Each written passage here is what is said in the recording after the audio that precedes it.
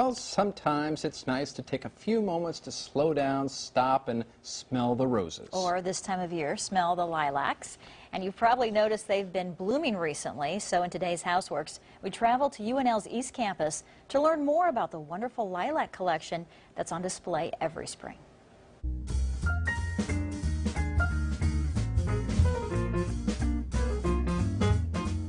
A sure sign that spring is here is the smell of lilacs. And I am over here at UNL's East Campus at the Maxwell Arboretum. And Emily Levine is with me. And Emily, you are an expert on lilacs. And so this is really a beautiful spot. We have lilacs blooming now, and they will continue to. So they're planted to bloom at different times, right?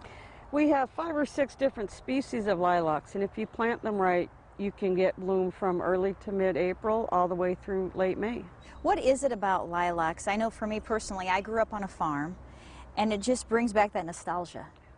Like you, I grew up in an old farmhouse, and we had lilacs, and there is that nostalgia for about everyone. We think of Grandma's farm, we think of when we were kids, and there's nostalgia is the perfect word for it. It takes us back to a time and a place that I think was more simple, and we weren't harried like we are now.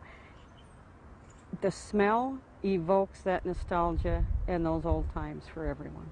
And you have a website, I know, that you write about lilacs and how they bring back those memories. I do, unlgardens.unl.edu.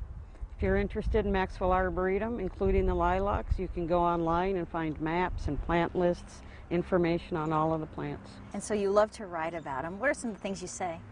I talk about the nostalgia. I talk about how lilacs show up in poems. The famous poem about Abraham Lincoln, When Lilacs Last in the Dooryard Bloomed, the evocative Walt Whitman poem.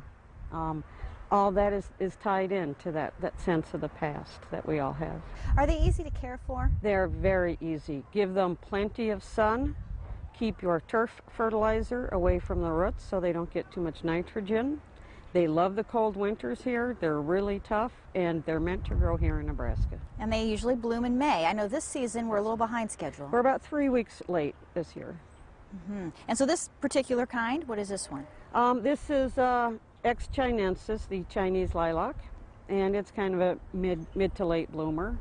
And how big will they get? I mean, we can prune them. You can prune them, but I'd suggest planting the right plant for the right space so you don't have to prune. Find out how big your space is, find out how big different plants will get, and put the right plant in the right place so you don't have to prune. Wouldn't it be great to be surrounded with all these lilacs if we had a space big enough for this? It would, and you just have to come out to Maxwell Arboretum, and you can be. We do. Thank you, Emily, for this tour. Thank you so much.